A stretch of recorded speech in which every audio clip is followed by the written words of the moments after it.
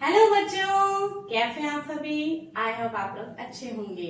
और मैं आप सभी से कहना चाहती हूँ कि अगर आप इस चैनल पे आज पहली बार विजिट कर रहे हैं तो प्लीज आप इस चैनल को सब्सक्राइब जरूर करें। क्यों? क्योंकि अगर आप सब्सक्राइब नहीं करेंगे तो आपको आने वाले नोटिफिकेशन नहीं मिल पाएंगे। क्योंकि ये क्लास हमारे 6 की वीडियो है। ओके, आज हमारे क्लास 6 के अंदर साइंस में न्यू चैप्टर स्टार्ट हम करने जा रहे हैं। लेकिन मैं ये आपको बताना चाहती हूँ कि शिक्षिता साइंस पॉइंट आप सभी के लिए क्लासेस 6, 7, 8 के अभी साइंस सब्जेक्ट में एक चैप्टर वाइज और चैप्टर में पार्ट वाइज वीडियोस आपके सामने लेकर आता है। ठीक है, और बीच बीच में हमने कुछ चैप्टर्स में हमने डायग्राम्स मेकिंग वीडियोस भी डाले हैं, ताकि अगर कोई डायग्राम नहीं आता है बनाना तो वो भी आप उसको देख के बना सकते हैं। ठीक है बच्चों, तो इसी के साथ जैसा कि हमने देखा था लास्ट हमारा चैप्टर जो था वो मोशन एंड मेजरमेंट वाला चैप्टर हमने कंप्लीट कर लिया था। आई होप आप लोगों को चैप्टर अच्छे से समझ में आया होगा। इसी के साथ हम आज अपना नेक्स्ट चैप्टर न्यू चैप्टर जो कि हमारा चैप्टर नंबर 6 है वो हम स्टार्ट करने जा रहे हैं। ठीक है, तो चैप्टर नंबर 6 का नाम क्या है? The living organisms, characteristics and habitats. यानी इस चैप्टर को आपको देखने में समझ में आ रहा होगा, ये चैप्टर हमारा बायोलॉजी से रिलेटेड है। ओके, क्यों? क्योंकि इसके अंदर लिविंग ऑर्गेनिजम्स के बारे में हम बात करेंगे।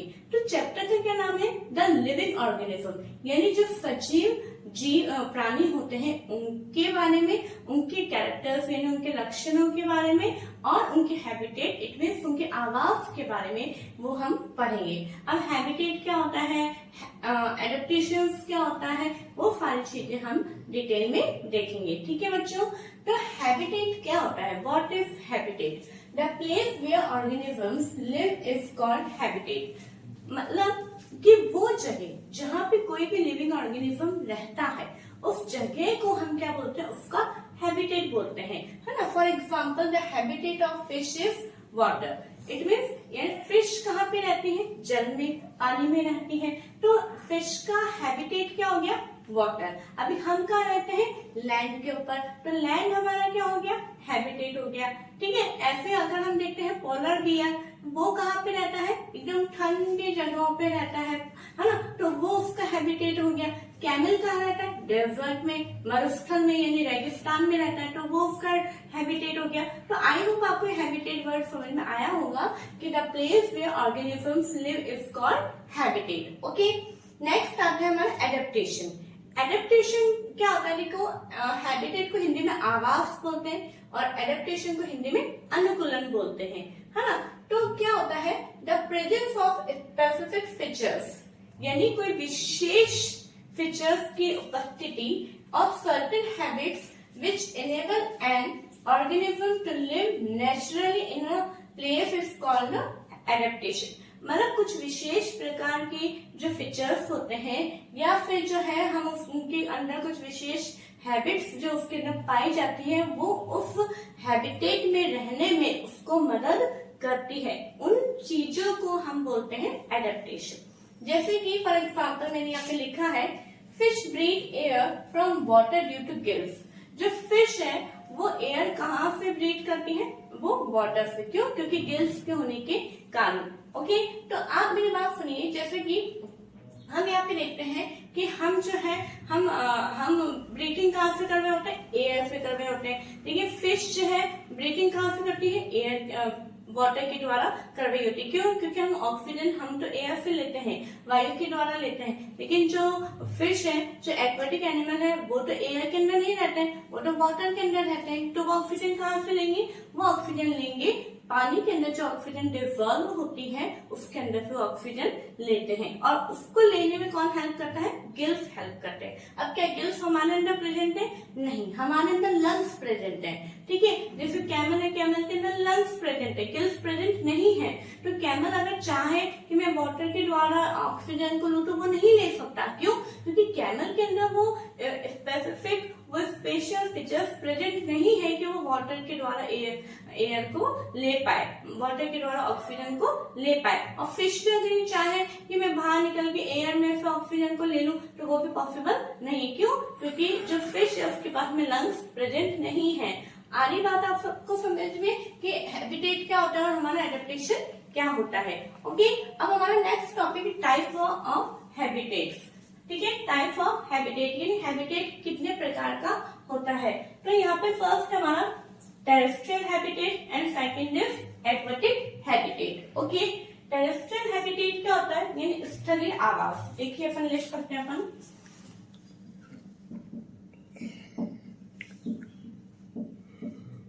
स्थलीय आवास, यानी आपको नाम से पता चल रहा होगा कि जो स्थल पे यानी जो जमीन पे रहने वाले जो ऑर्गेनिजम्स होते हैं उन्हें अपन बोलते हैं टेरेस्ट्रियल, और एक्वाटिक जो होता है उन्हें हम बोलते हैं जलीय।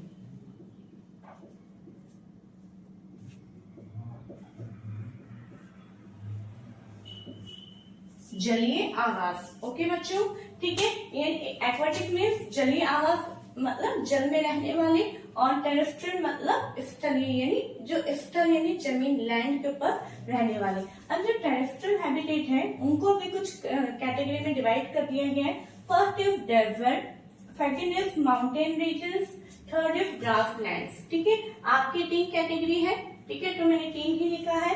और एक्वाटिक हैबिटेट को भी 2 कैटेगरी में आपके डिवाइड किया हुआ है, oceans and ponds and lakes. ठीक है, तो ये सारी चीजें अब मैंने इनके नीचे देखी, इनके बारे में अभी मैंने केवल एक चार्ट बनाया है, ये आपको अपनी कॉपी के अंदर ड्रॉ करना है जैसे कि मैंने बनाया है। ठीक है, और क्या करना है, थोड़ा सा बड़ा बनाना है, क्योंकि अभी इसके नीचे हम आने जब हम और इन टॉपिक्स के बारे में पढ़ेंगे, डेजर्ट के बारे में भी और डिटेल में पढ़ेंगे, माउंटेन्स रीजन के बारे में पढ़ेंगे, तो जब हम इन एक एक टॉपिक को उठाएंगे तो उस एक एक टॉपिक के बारे में जो भी अपन थ्योरी पढ़ेंगे उस थ्योरी को अपन जो है कोशिश करेंगे कि इन पॉइंट्स के नीचे लिखेंगे। इसलिए आप पूरी कॉपी का एक पेज बीच में लेके इस चार्ट को ड्रॉ करना। ठीक है बच्चों, क्योंकि आपने देखा है कि जो चैप्टर पूरा थ्योरेटिकल है ना, आपको ऐसा लगता है मैं क्या छोड़ू कितना पढ़ूं, तो अपन थोड़ा सा इसे चार्ट फॉर्म में लिख लेंगे तो आपको चैप्टर को लर्न करने में बहुत ही आसानी हो जाएगी, है ना। यहाँ पे आप देख रहे हैं मैंने कुछ बहुत एक दो एग्जाम्पल लिखे हैं,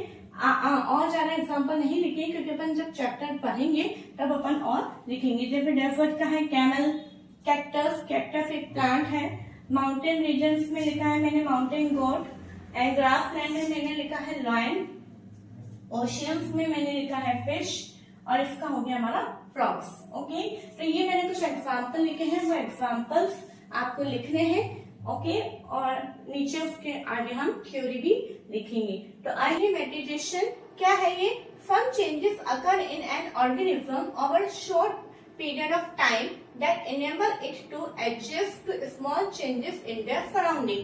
क्या होता है कि मतलब कोई भी एक ऑर्गेनिज्म के अंदर जब कुछ चेंजेस होते हैं बहुत ही कुछ कम टाइम के लिए, जो कि किसके लिए होते हैं कि जो चारों तरफ जो सराउंडिंग में कुछ चेंजेस होते हैं उसके अंदर एडजस्ट करने के लिए। जैसे हमारे चारों तरफ कुछ चेंजेस हुआ है, अब उसको एडजस्ट करने के लिए मैं मेरी बॉडी के अंदर कुछ चेंजेस करूंगी बहुत ही कम टाइम के लिए, शॉर्ट पीरियड के लिए, तो उस प्रोसेस को, उन चेंजेस को हम क्या बोलेंगे, एक्लिमेटाइजेशन बोलेंगे। ओके बच्चों, नेक्स्ट आता है हमारा components of environment.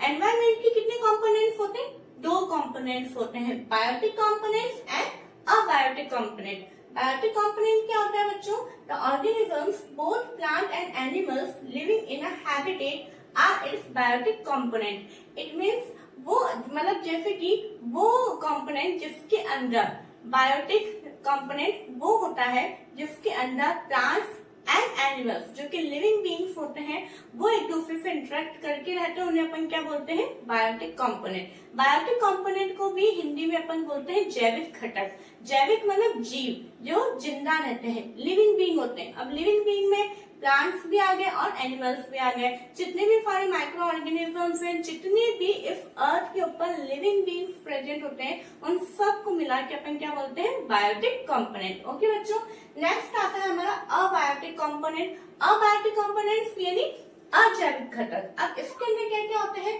The non living things such as rock, soil, air and water in the habitat constitute its abiotic component. Abiotic component के अंदर जैसा कि हम देखते हैं रॉक यानी चट्टान, मिट्टी, एयर एंड वाटर, ये सारी चीजें जो होती हैं वो अबायोटिक कंपोनेंट के अंदर आती है। अब यहाँ पे आप देखिए कि हमने बोला है कंपोनेंट्स ऑफ एनवायरमेंट, यानी एनवायरमेंट के घटक। तो जो एनवायरमेंट है उसको हम ये एनवायरमेंट के घटक क्यों बोला गया है, क्योंकि जो बायोटिक कंपोनेंट और अबायोटिक कंपोनेंट्स जो है वो एक दूसरे के साथ में इंटरेक्ट होके अपने लाइफ को सर्वाइव करते हैं।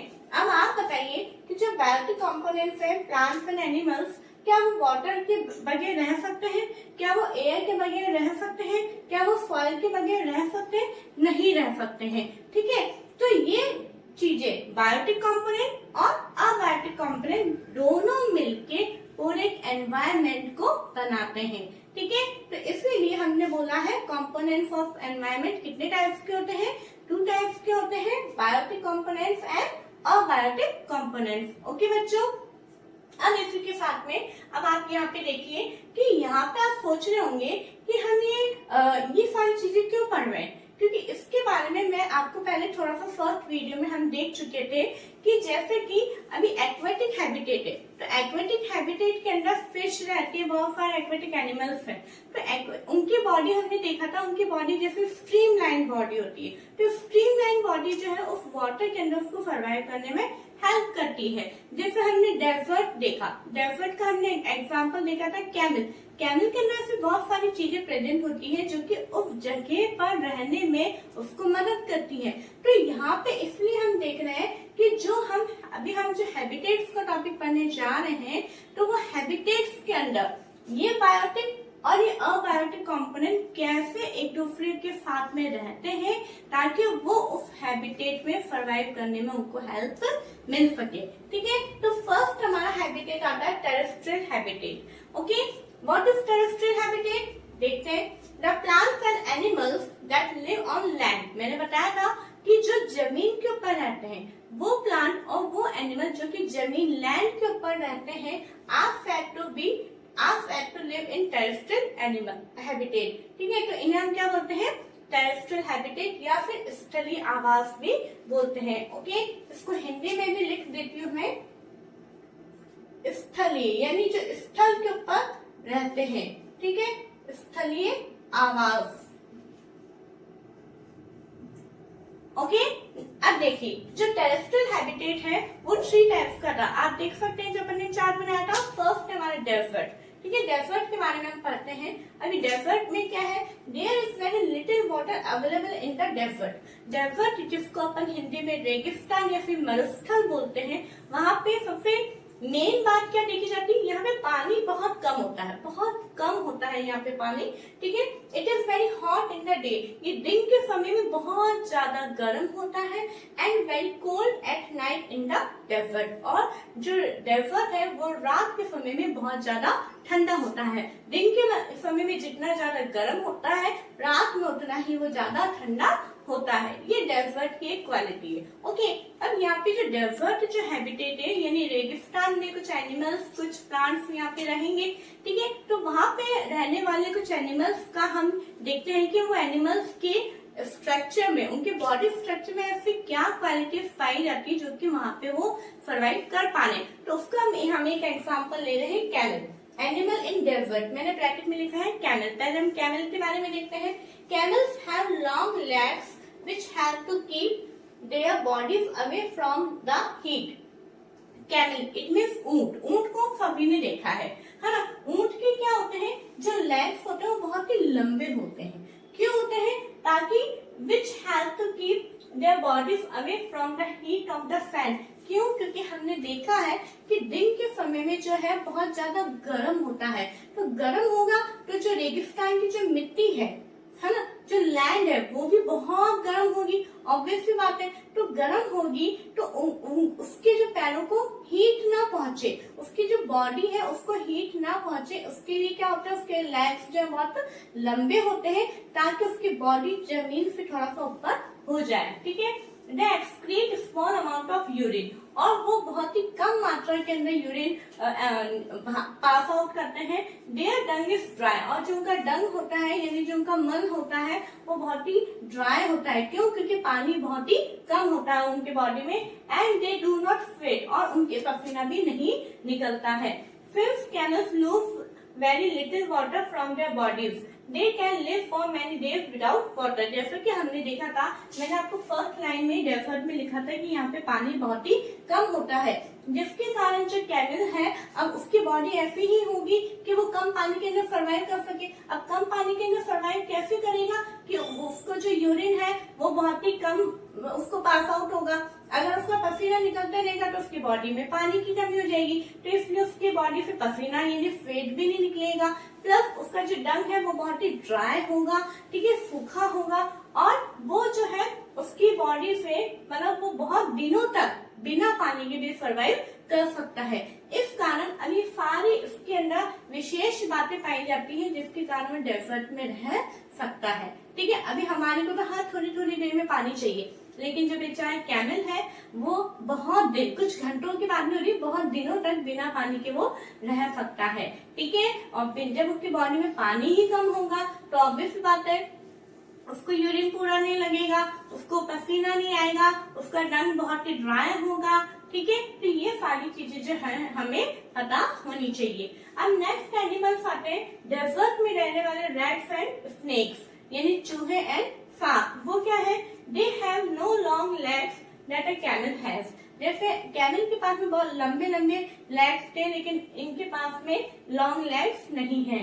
To stay away from the intense heat during the day, they stay in burrows deep in the sand। ठीक है, अब दिन में वो जमीन के ऊपर तो सर्वाइव नहीं कर पाएंगे, क्योंकि उनको तो क्या होता है, वो तो रैंग के चलते हैं स्नैक वगैरह। तो क्या है कि वो दिन के समय में बिल में रहते हैं। ठीक है, जमीन के अंदर डीप में वो बिल बनाते हैं, उसके अंदर वो रहते हैं। These animals come out only during the night, और ये जो एनिमल्स हैं केवल रात के समय में बाहर आते हैं। रात के समय में क्यों? क्योंकि रात के समय में क्या है, ठंडा एटमॉस्फेयर होता है। ठीक है, व्हेन इट इज कूलर, जब ये ठंडा होता है। तो आई होप आपको इतना समझ में आया होगा। तो आप प्लीज इसका स्क्रीनशॉट ले लीजिए, ताकि जो है हम इसके आगे का इनके प्लांट्स का माउंटेन और ग्रासलैंड के बारे में भी पढ़ सकें। मैं चाहूंगी कि आप इतना मैटर लिखें। ओके, लीजिए।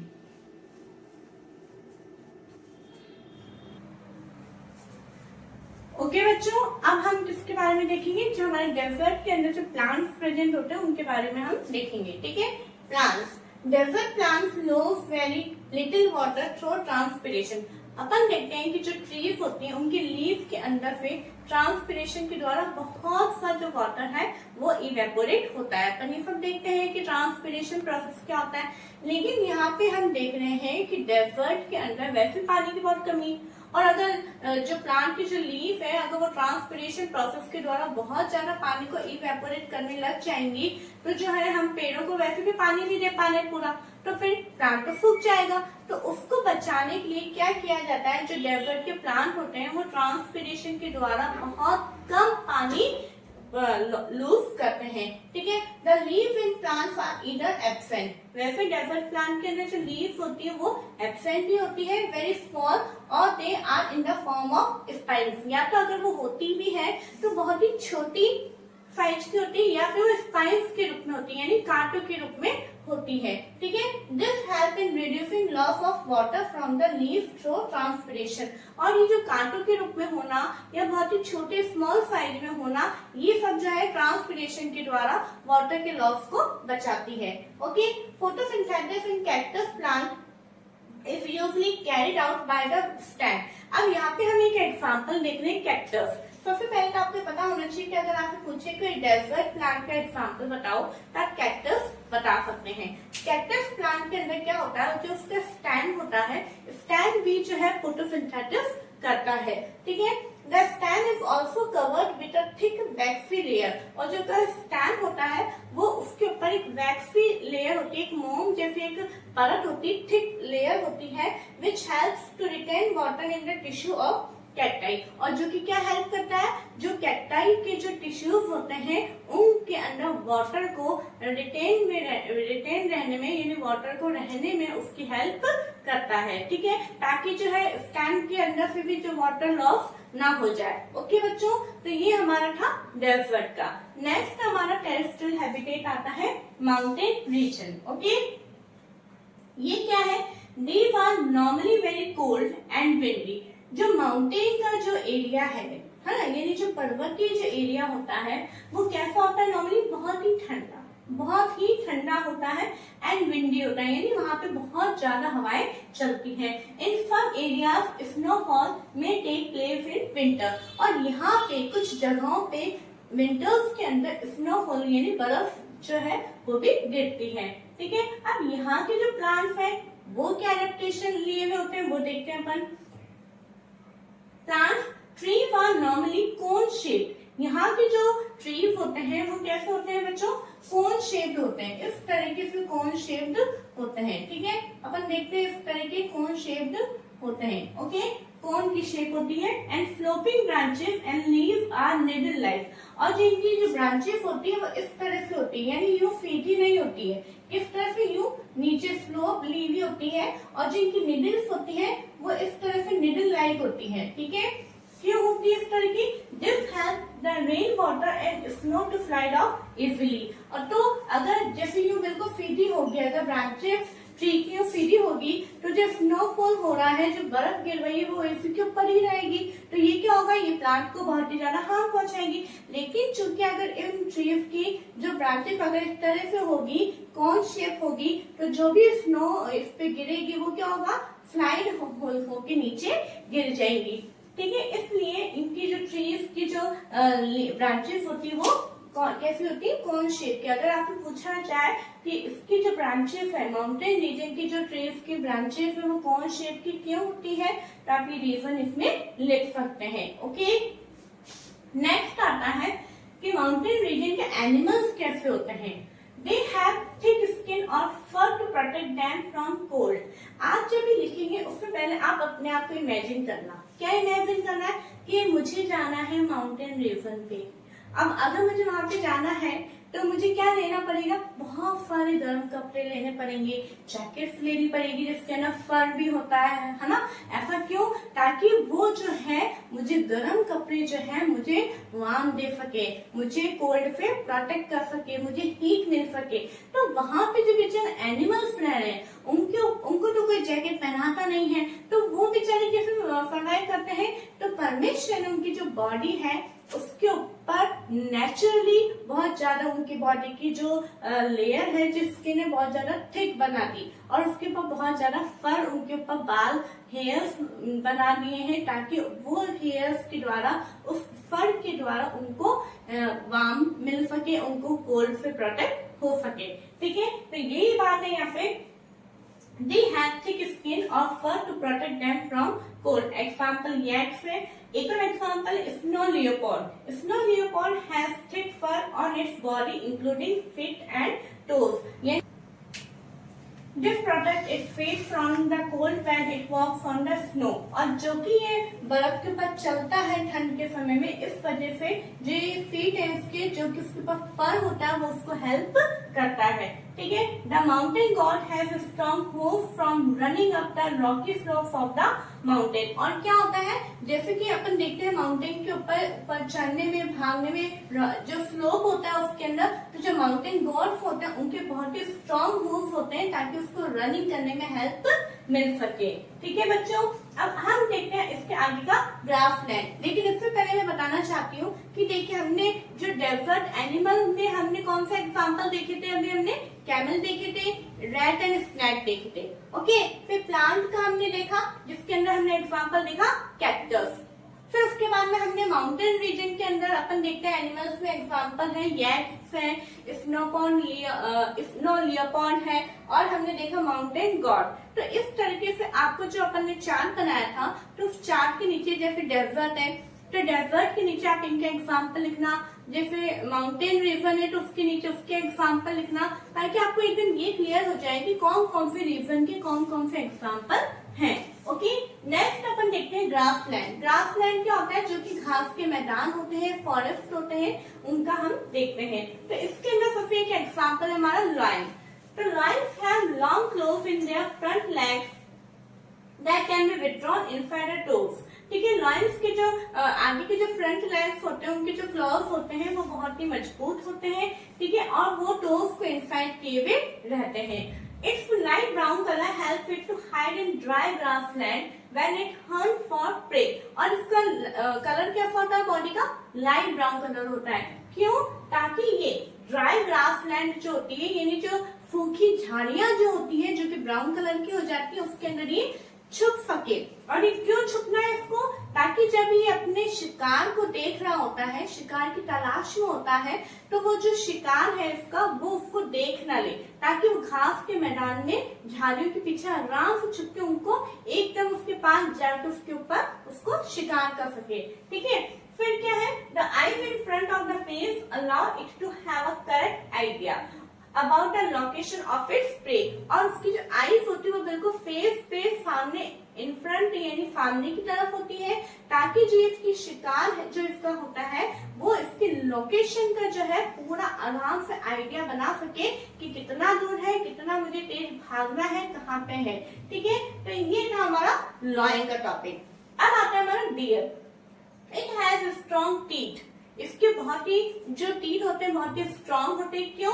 पर्चुइंग hard plant stems of the forest. जंगलों के जो प्लांट होते हैं उनके जो स्टैंड जो कि बहुत हार्ड होते हैं, उसको चबाने के लिए इनके टीथ बहुत ही स्ट्रॉन्ग होते हैं।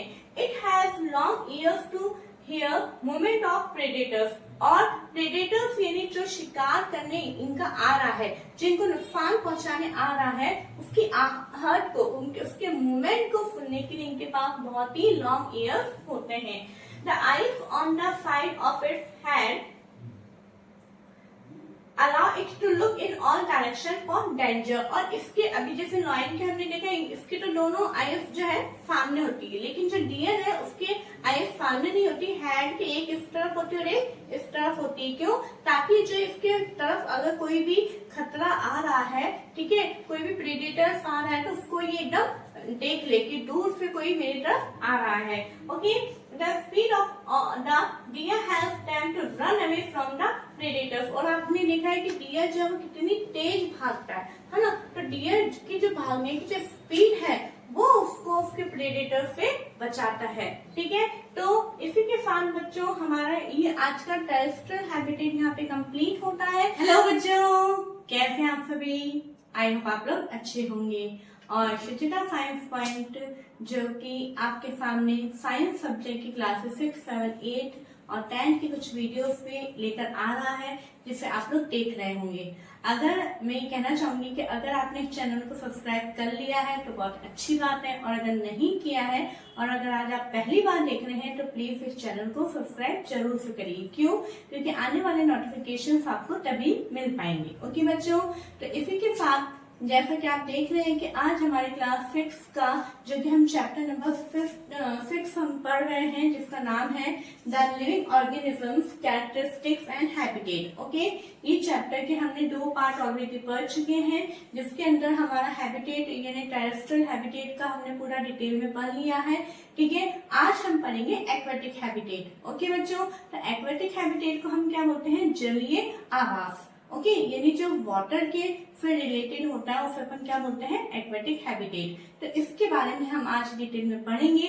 तो इसी के साथ हम आज का अपना वीडियो स्टार्ट करते हैं, aquatic habitat. Okay, the habitat for plants and animals that live in water are called aquatic habitat. Okay, यानी वो हैबिटेट जिसके अंदर प्लांट्स और एनिमल्स वाटर के अंदर रहते हैं उन्हें हम बोलते हैं एक्वेटिक हैबिटेट। क्लियर? अब जो एक्वेटिक हैबिटेट है यानी अपन देखते हैं कि जो हमारा अर्थ है, अर्थ के ऊपर जितना भी वाटर जो है, जो जितनी भी पानी जो हमारे अर्थ के ऊपर पाया जाता है, उस पानी को, उस वाटर को अलग अलग क्राइटेरिया के अनुसार नाम दे दिए गए हैं, जैसे ओशियंस, रिवर्स, पॉन्ड्स, लेक्स, ठीक है, फिर इस तरह से अलग अलग नाम दे दिए गए हैं। तो यहाँ पे हम सबसे पहले देखेंगे ओशियंस के बारे में, यानी जो ओशियंस के अंदर जिस तरह से जो एनिमल्स रहते हैं उनके बारे में, वो कैसे अडेप्ट करते हैं इस हैबिटेट को, उसके बारे में हम देखेंगे। ठीक है, दे हैव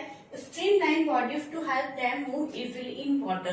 हम देखते हैं कि जो एक्वेटिक एनिमल्स होते हैं, यानी जो जल के अंदर जो एनिमल्स रहते हैं, उनकी बॉडी कैसी होती है, स्ट्रीमलाइन बॉडी होती है। अपन ने लास्ट वीडियो में फिश के बारे में पढ़ा था, फिश की बॉडी कैसी होती है बच्चों, स्ट्रीमलाइन बॉडी होती है। ठीक है, और वो काय में हेल्प करती है, उनको स्विम करने में उनको हेल्प करती है, वाटर के अंदर आसानी से मूव करने में उनको हेल्प करती है।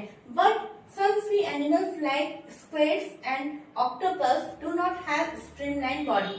परंतु कुछ एनिमल्स ऐसे होते हैं जैसे कि ऑक्टोपस हो गया है ना, उसकी जो बॉडी है वो स्ट्रीमलाइन नहीं होती है।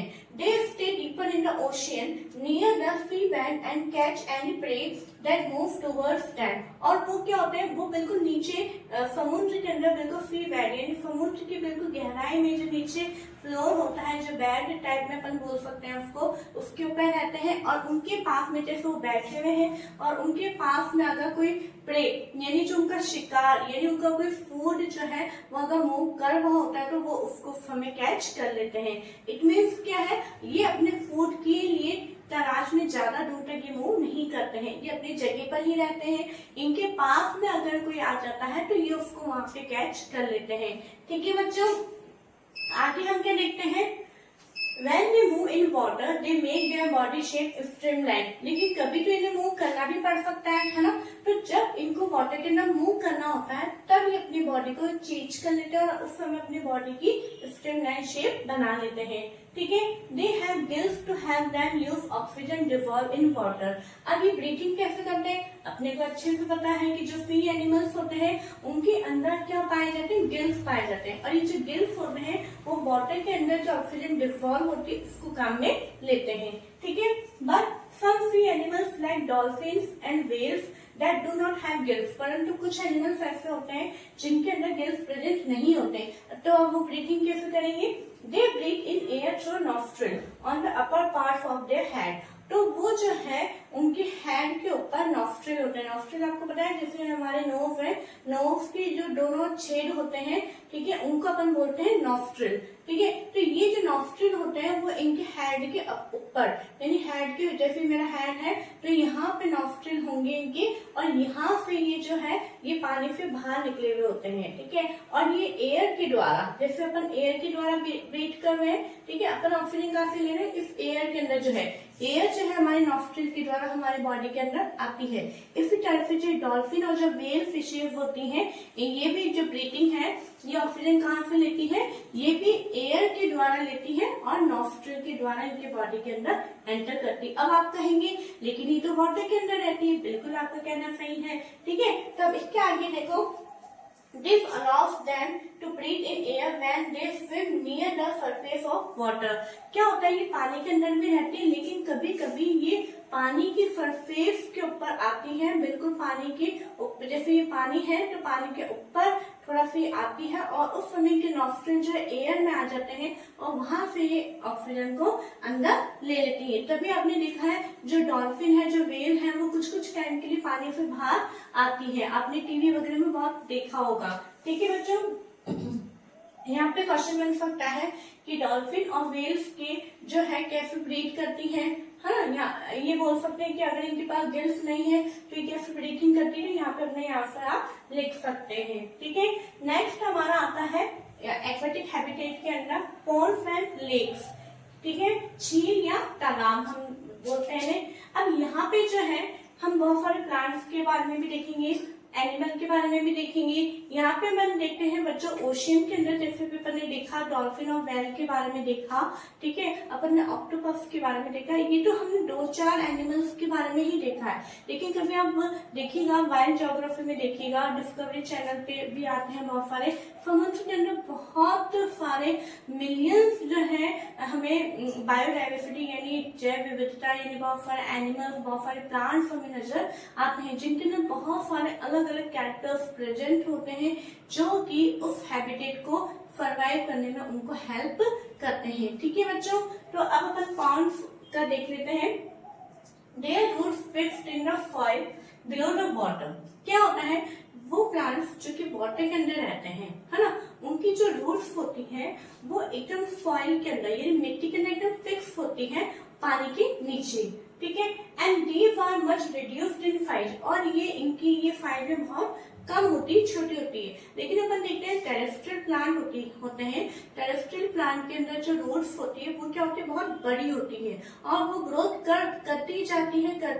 क्यों? क्योंकि टेरेस्ट्रियल प्लांट के रूट का क्या काम होता है बच्चों, वो जितना भी जमीन में जो पानी होता है और जितने भी सॉइल के जो न्यूट्रिएंट्स होते हैं उसको पानी में डिसॉल्व जो हो जाते हैं, उनको न्यूट्रिएंट्स के साथ में एब्सॉर्ब करने का काम होता है। लेकिन यहाँ पे तो ये पानी के अंदर ही है, ठीक है, प्लांट पूरा पानी में ही है, तो इतना इसका वर्क नहीं है। यहाँ पे रूट्स का वर्क वाटर को एब्सॉर्ब करना नहीं है, इसलिए इनका साइज बहुत ही कम होता है, ठीक है। And their main function is, और इनका मेन फंक्शन क्या है, is hold the plant in place, यानी जहाँ पे वो प्लांट लगा हुआ है उस प्लांट को होल्ड करना यानी उसको स्थिर रखना ही उसका मेन फंक्शन होता है, ठीक है। यहाँ पे क्वेश्चन पूछा जा सकता है, what is the function of the roots of aquatic habitat. Aquatic habitat की रूट्स का जो है उसका क्या फंक्शन है, तो आपका यहाँ पे आंसर आएगा hold the plant in place, ठीक है। नेक्स्ट आता है हमारा stems are long, hollow and light. अब यहाँ के जो प्लांट होते हैं उनका जो स्टेम होता है, जो तना होता है वो बहुत ही लॉन्ग होता है, लंबा होता है, होलो मीन्स खोखला होता है एंड लाइट मीन्स हल्का होता है, ठीक है। The stems grow up to the surface of water, और ये जो स्टेम होता है वो कहाँ पे ग्रो करता है, वैसे देखिए स्टेम जो होता है पानी की सरफेस के ऊपर ग्रो कर रहा होता है। ये सीधा अपराइट खड़ा तो होता ही है, लेकिन ये पानी की सरफेस के ऊपर इस तरह से भी ग्रोथ कर रहा होता है। हमेशा ऐसा नहीं कि अपराइट पोजीशन में ही होगा, लेकिन ये पानी की सरफेस के ऊपर ही ग्रोथ कर रहा होता है, ठीक है। लीव्स आर नैरो, इनकी लीव्स कैसी होती है, नैरो होती है, थिन होती है, रिबन लाइक होती है, and can bend in flowing water, और ये जैसे पानी फ्लो हो रहा होता है तो उसके साथ में लीव्स बैंड भी हो जाती हैं, ठीक है। और ये निडल लाइक भी होती है, ताकि जो पानी इनको फ्लोट कर रहा होता है ताकि ये डैमेज ना हो, है ना। दे float on the surface of water, और ये भी पानी की सरफेस के ऊपर फ्लोट कर रही होती है। जैसे कि अपन देखते हैं, अगर हम देखें लोटस की जो लीव्स होती है वो इस तरह से होती है, ठीक है। जैसे पानी है तो पानी के ऊपर ही ऐसा लगता है जैसे पाम के पत्ते किसी ने बिछा दिए पानी के ऊपर, है ना, इस तरीके से उसकी लीव्स होती हैं, ओके। अब यहाँ पे अपन देखते हैं फ्रॉग। फ्रॉग क्या है, एक एनिमल है। फ्रॉग मोस्टली पॉन्ड्स के अंदर पाए जाते हैं, ठीक है। और हम ये भी देखते हैं कि फ्रॉग जो है आप देखेंगे, लेकिन हमने तो जमीन के ऊपर चलते हुए देखा है, बिल्कुल सही कह रहे हैं आप, बिल्कुल देखा है, क्योंकि फ्रॉग जो है एम्फीबियंस है। क्या है, फ्रॉग एम्फीबियंस यानी उभयधर्मी, वो वाटर के अंदर भी रहता है और जमीन के ऊपर भी रहता है, ठीक है। तो ये दोनों उसमें वो रहता है, क्यों, क्योंकि उसके अंदर बॉडी के अंदर ऐसे फीचर्स प्रेजेंट होते हैं ताकि दोनों हैबिटेट को वो सर्वाइव कर सके, ओके। यहाँ पे क्या लिखा है, frogs have strong back legs that help them in leaping and catching their prey। जो फ्रॉग्स के जो बैक लेग्स होते हैं, जो पीछे के जो पाँव होते हैं वो बहुत ही मजबूत होते हैं ताकि वो प्रे को आराम से पकड़ सके, ठीक है। They have webbed feet, और उनके जो पाँव के होते हैं वेबेड यानी इस तरह से बने हुए होते हैं, और उनके बीच में भी इस तरह से ये मतलब एक स्किन टाइप में लगी हुई होती है ताकि आराम से वो जम सके, उसके फर्श के ऊपर आराम से वो ग्रिप बना सके, ठीक है। फिर क्या लिखा है, which help them swim in water, और वो ऐसे क्यों होते हैं, अब फ्रॉग की तो बॉडी स्ट्रीमलाइन नहीं है कि जो वाटर के अंदर स्विम कर सके। फिश को तो जो है परमेश्वर ने ऐसी बॉडी बना दी, लेकिन फ्रॉग के साथ तो ऐसा नहीं है, और फ्रॉग की अगर बॉडी स्ट्रीमलाइन हो जाएगी तो वो जमीन के ऊपर कैसे सर्वाइव करेगा। इसलिए क्या किया है, उसके पैर ऐसे बना दिए गए हैं ताकि वो वाटर के अंदर भी आसानी से स्विम कर सके और जमीन के ऊपर तो आसानी से चल सके, ठीक है बच्चों। तो इसी के साथ आज हमारा एक्वेटिक हैबिटेट यहाँ पे कंप्लीट होता है, ठीक है। हमने टेरेस्ट्रियल हैबिटेट भी पढ़ लिया है, एक्वेटिक हैबिटेट भी पढ़ लिया है। मैं आपसे कहना चाहूंगी कि अगर आप इस चैनल को आज पहली बार देख रहे हैं तो प्लीज पहले आप इस चैप्टर के प्रीवियस वीडियोस जो हमने प्लेलिस्ट में डाल रखे हैं वो आप उन्हें देखिए, उसकी कॉपी के अंदर नोट्स बनाइए, ये जरूर से आपको हेल्प करेंगे, मेरी आप मैंने इस बुक के चैप्टर को आप खोल के रखिए सामने, ठीक है। चैप्टर में से मेन जो लाइन 40 जो कि हमें पढ़ना जरूरी है, उन सारी लाइंस को जो है मैं यहाँ पे समराइज करके लिखती हूँ ताकि आपको कॉपी के अंदर लिखने में आसानी हो, नोट्स बनाने में आसानी हो और आपको याद करने में भी आसानी हो, ठीक है बच्चों। और जैसा कि बच्चों अपन देखते हैं कि कैरेक्टर्स ऑफ लिविंग बीइंग, है ना, यानी जो लिविंग बीइंग्स हैं उसको अपन अभी जैसे आपके सामने बहुत सारे ऑब्जेक्ट्स रखे हुए हैं, ठीक है, तो आप उन ऑब्जेक्ट को देख के कैसे आप ये पता कर पाओगे कि वो लिविंग बीइंग है या नॉन लिविंग बीइंग है, ठीक है। तो इसके हमारे पास में बहुत सारे कैरेक्टर्स, हमारा आज का टॉपिक यही है कि characters of living being. Okay, बहुत सारे कैरेक्टर जो कि हम उसको उस कैरेक्टर के आधार पे हमें जस्टिफाई कर सकते हैं कि वो जो ऑब्जेक्ट आपके सामने नजर आ रहा है वो लिविंग बीइंग है या नॉन लिविंग है, यानी सजीव है या निर्जीव है। ओके, तो फर्स्ट पॉइंट है हमारा all organisms need food. Okay, यानी सभी ऑर्गेनिजम्स को फूड की आवश्यकता होती है, ये सबसे पहला कैरेक्टर है, ठीक है। Food gives organisms the energy needed for them to grow. Food जो है ऑर्गेनिजम्स को एनर्जी देती है और वो एनर्जी जो है उनकी ग्रोथ करने में उनकी हेल्प करती है, ठीक है। Plants make their own food by the process of photosynthesis. ये हमने बहुत अच्छे से पढ़ा है कि प्लांट्स जो है अपना खाना खुद बनाते हैं, कौन से प्रोसेस के द्वारा, फोटोसिंथेसिस प्रोसेस के द्वारा। Okay, animals depend on plants और other animals for their food. और जो एनिमल्स होते हैं वो अपने फूड के लिए प्लांट्स के ऊपर या फिर दूसरे अदर एनिमल्स के ऊपर डिपेंड होते हैं। आपको शायद ध्यान हो तो जो हमारा फर्स्ट चैप्टर था कंपोनेंट्स ऑफ फूड, उसके अंदर मैंने आपको फर्स्ट वीडियो में आपको इनके एनिमल्स का क्लासिफिकेशन करवाया था on the base of habits of food, है ना। हमने उसमें देखा था कि जो अपना खाना खुद बनाते हैं उन्हें हमने क्या बोला था, ऑटोट्रॉफ बोला था, ठीक है। आने बात समझ में, इस तरह से हमने उनको क्लासिफाई किया था। हर्बीवोर्स जो कि ओनली प्लांट ईटर होते हैं, है ना। हमने देखा था कार्निवोर्स जो कि ओनली मीट ईटर होते हैं, यानी ओनली दूसरे एनिमल्स को ही खाते हैं। और हमने देखा था ऑमनिवोर्स जो कि मीट और प्लांट दोनों प्रोडक्ट्स को हम खाते हैं। तो इस तरह से हमारा एक लिविंग बीइंग जो होगा, है ना, चाहे वो कोई एनिमल हो, चाहे ह्यूमन बीइंग हो, चाहे छोटा सा मच्छर ही क्यों ना हो, है ना, लेकिन उसको सबको अपने उन सबको जो है फूड की आवश्यकता होती है, ठीक है बच्चों। नेक्स्ट पॉइंट हमारा ऑल ऑर्गेनिजम्स शो ग्रोथ। सभी ऑर्गेनिज्म क्या शो करेंगे, ग्रोथ शो करेंगे। अगर आप सोचिए, अगर आपका जब जन्म हुआ था, अगर आप इतने से थे, ठीक है, तो अगर आप इतने ही रहते तो चलता काम नहीं, है ना। आप देखते हैं कि एग में से चिक्स निकलते हैं और वो चिक्स इतने से होते हैं, छोटे छोटे बच्चे होते हैं, लेकिन क्या वो बड़े नहीं होते तो चलता नहीं। तो जो लिविंग बीइंग्स हैं वो क्या होते हैं, ग्रोथ शो करते हैं। लेकिन अगर आपने देखा आपके घर का फर्नीचर, है ना, वो कई सालों से वो जैसी शेप में वैसे ही शेप में वो कभी भी ग्रोथ नहीं करता है। तो यही फर्क हमारा non living and living being में है, ठीक है। तो आइए हम इसको देखते हैं। The process by which the size of an organism increase is called growth. देखिए मैं यहाँ पे ग्रोथ की एक डेफिनेशन मैंने लिखी है कि ग्रोथ क्या होती है। ग्रोथ को हम हिंदी में वृद्धि बोलते हैं। तो वृद्धि क्या होती है, वो प्रोसेस जिसके अंदर किसी भी ऑर्गेनिज्म का साइज इंक्रीज होता है उन्हें अपन क्या बोलते हैं, ग्रोथ। जैसे कि एक एग्जांपल है, a baby grows into a child. जैसे एक छोटा बच्चा है वो बढ़ के काय में बदलता है, एक चाइल्ड में बदलता है, and then into an adult. और फिर जो चाइल्ड है वो बढ़ के ग्रोथ करके काय में बदलता है, एडल्ट में बदलता है, यानी थोड़ा युवा स्टेज में वो आ जाता है, ठीक है बच्चों। जैसे अगर आप देखते हैं प्लांट्स के अंदर एक हम बीज जमीन में बोते हैं, थोड़े दिन बाद देखते हैं उसमें से एक सीडलिंग निकलता है, एक छोटा सा अंकुर निकलता है, ठीक है। उसके बाद में फिर वो जो है थोड़ा सा बड़ा होने लगता है, छोटा सा प्लांट होता है, फिर उसके बाद में बहुत बड़ा ट्री हो जाता है। तो जितने भी लिविंग बीइंग्स होते हैं वो ग्रोथ शो करते हैं, ओके। थर्ड पॉइंट है हमारा ऑल ऑर्गेनिजम्स रेस्पायर, यानी सभी ऑर्गेनिज्म क्या शो करते हैं, रेस्पिरेशन। अब रेस्पिरेशन क्या होता है, जैसे अपन देखते हैं कि हम जो है आप कभी अपने ऐसे स्टमक पे हाथ लगा के देख रखिएगा, आपको क्या फील होगा कि आपका जो स्टमक है वो अंदर बाहर हो रहा है। क्यों हो रहा है, क्योंकि आप क्या कर रहे हैं, ब्रीथिंग कर रहे हैं। ब्रीथिंग इट मीन्स जो एयर को अंदर लेना और एयर को बाहर छोड़ना, तो वो प्रोसेस है ब्रीथिंग। और ब्रीथिंग जो है एक रेस्पिरेशन का प्रोसेस है। तो ये जो सभी लिविंग बीइंग्स करते हैं, देखिए हम उसके बारे में देखते हैं। सबसे पहले ब्रीथिंग की डेफिनेशन लिखी है, we inhale the air move from outside to the inside of our body, यानी जो बाहर की जो एयर है उसको हम अंदर इनहेल करते हैं। When we breathe out the air move from inside our body to outside, और जब हम ब्रीथ आउट करते हैं तो जो हमारे अंदर की एयर है वो हम बाहर की तरफ बाहर निकालते हैं। ठीक है, इट इज कॉल्ड ब्रीथिंग। इसको हम क्या बोलते हैं? ब्रीथिंग प्रोसेस बोलते हैं। Clear? It is part of a process called respiration. ये रेस्पिरेशन का एक पार्ट है।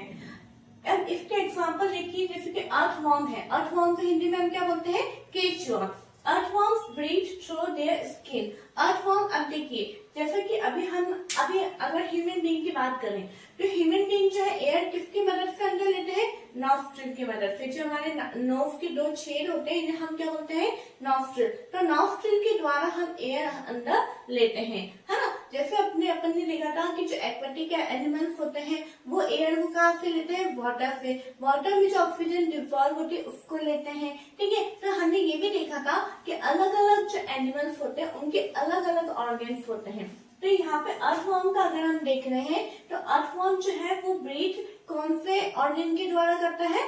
स्किन के द्वारा वो करता है। ठीक है, fish have gills for using oxygen dissolve in water. ये जैसे कि मैंने भी बताया, फिश और अदर एक्वेटिक एनिमल्स जो है वो वाटर में जो ऑक्सीजन डिसॉल्व है उसको अंदर लेते हैं। ठीक है, नेक्स्ट हम देखते हैं कि जो हमारा रेस्पिरेशन है वो प्लांट कैसे करते हैं। In plants exchange of gases take place through leaves. आप देखते हैं कि हमने एक बार मैंने आपको समझाया था कि जैसे ये हमारी लीफ है ना, तो लीफ के अंदर छोटे छोटे बहुत सारे क्या होते हैं? छिद्र होते हैं। क्या होते हैं? छिद्र होते हैं, पोर्स होते हैं। इन पोर्स को हम क्या बोलते हैं? स्टोमेटा बोलते हैं। क्या बोलते हैं बच्चों? स्टोमेटा बोलते हैं। ठीक है, तो ये जो स्टोमेटा होते हैं इनके द्वारा एयर अंदर एंटर करती है। तो रेस्पिरेशन प्रोसेस में क्या होता है कि जो ऑक्सीजन होती है वो इन होल्स के द्वारा, इन पोर्स के द्वारा, इन छोटे छोटे छिद्रों के द्वारा लीफ के अंदर एंटर करती है। ठीक है, the leaves take in air through tiny pores in them and use the oxygen. Okay, they give out carbon dioxide to the air. और जो प्लांट्स भी रेस्पिरेशन में क्या करते हैं? ऑक्सीजन को इनहेल करते हैं और कार्बन डाइऑक्साइड को बाहर रिमूव करते हैं। ठीक है, ये बात आपको हमेशा ध्यान में रखनी है बच्चों कि जो अगर आपसे पूछा जाए कि प्लांट्स कौन सी गैस लेते हैं तो सबसे पहले आपको पूछना है कि आप रेस्पिरेशन में पूछ रहे हैं या फोटोसिंथेसिस में। क्यों? क्योंकि अगर रेस्पिरेशन प्रोसेस की बात होगी तो प्लांट्स ऑक्सीजन लेते हैं और कार्बन डाइऑक्साइड रिमूव करते हैं, लेकिन अगर फोटोसिंथेसिस की बात करते हैं तो प्लांट्स कार्बन डाइऑक्साइड गैस लेते हैं और ऑक्सीजन बाहर रिमूव करते हैं। ठीक है बच्चों, तो यहाँ पे हमने देखा कि चाहे वो एनिमल हो, चाहे वो ह्यूमन बीइंग हो, चाहे वो प्लांट्स हो, सभी रेस्पिरेशन प्रोसेस में ऑक्सीजन को अंदर लेंगे और कार्बन डाइऑक्साइड को बाहर रिमूव करेंगे। ठीक है बच्चों, तो अभी हमने इस समय जो है पूरे 3 कैरेक्टरिस्टिक है, आप इसका स्क्रीनशॉट ले लीजिए, आप इसके नोट्स कॉपी में लिखिए। ठीक है, अगर आप पहली बार देख रहे हैं तो प्लीज आप नोट्स को कॉपी में जरूर लिखिएगा, है ना। और आगे के हम पॉइंट्स को वापस देखते हैं, पहले आप इसका स्क्रीनशॉट ले लीजिए।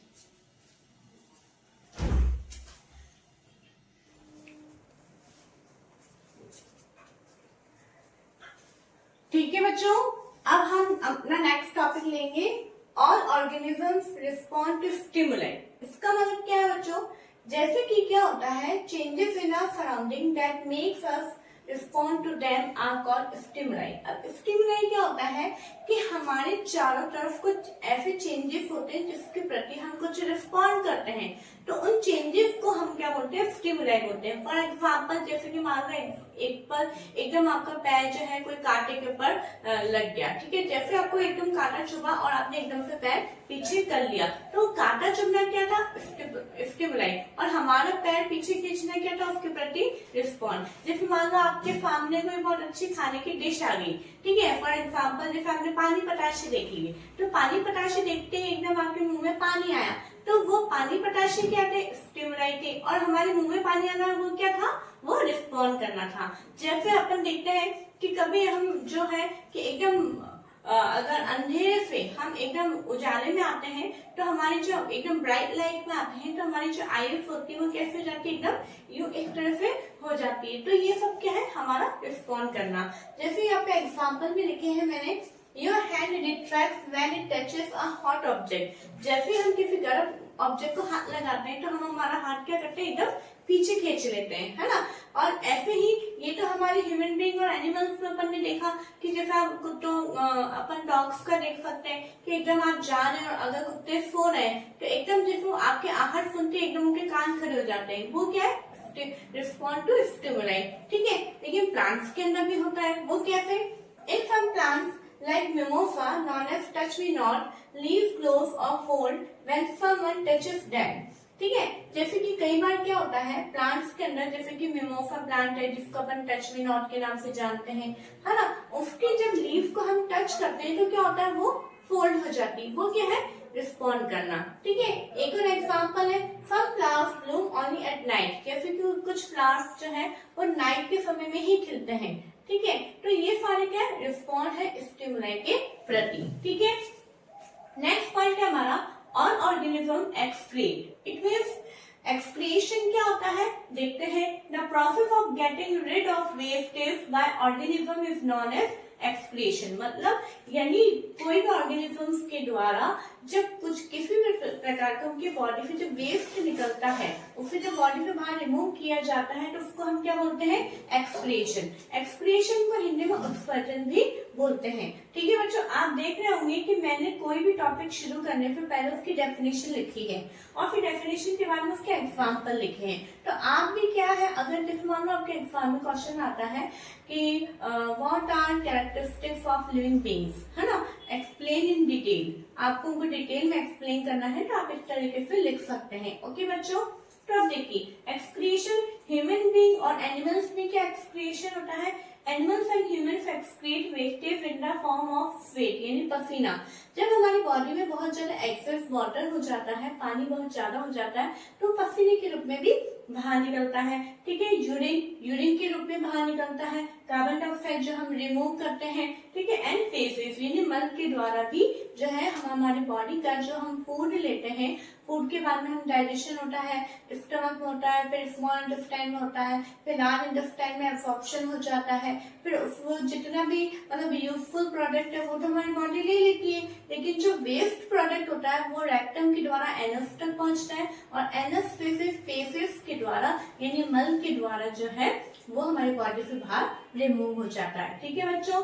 नेक्स्ट आता है all organism reproduce their own kind. इको कैरेक्टर है कि इको कैरेक्टर क्या है कि सभी ऑर्गेनिजम्स जो हैं अपने ही समान संतति को उत्पन्न करती हैं, इट मींस वो रिप्रोडक्शन शो करते हैं। जैसे कि अब रिप्रोडक्शन क्या होता है, reproduction is the process of producing more of own one kind, यानी अपनी ही समान जो है जनरेशन को, अपनी समान बच्चे को उत्पन्न करना क्या कहलाता है, रिप्रोडक्शन, ठीक है। जैसे example, animals reproduce by laying eggs, है ना। आपने देखा है जैसे बर्ड्स में क्या होते हैं, पहले वो एग देते हैं, एग में से फिर बच्चे निकलते हैं, है ना। कुछ आपने एनिमल्स को देखा है जैसे कि डॉग हो गया, वो क्या है बच्चे को ही जन्म देते हैं, यानी पपीज को जैसे जन्म देते हैं, कैट है तो किटन्स को जन्म देते हैं, है ना। ह्यूमन बीइंग भी जो है वो बच्चों को ही जन्म देते हैं। तो इस तरीके से यहाँ पे एग्जाम्पल है कि animals reproduce by laying eggs और by giving birth to young ones, okay.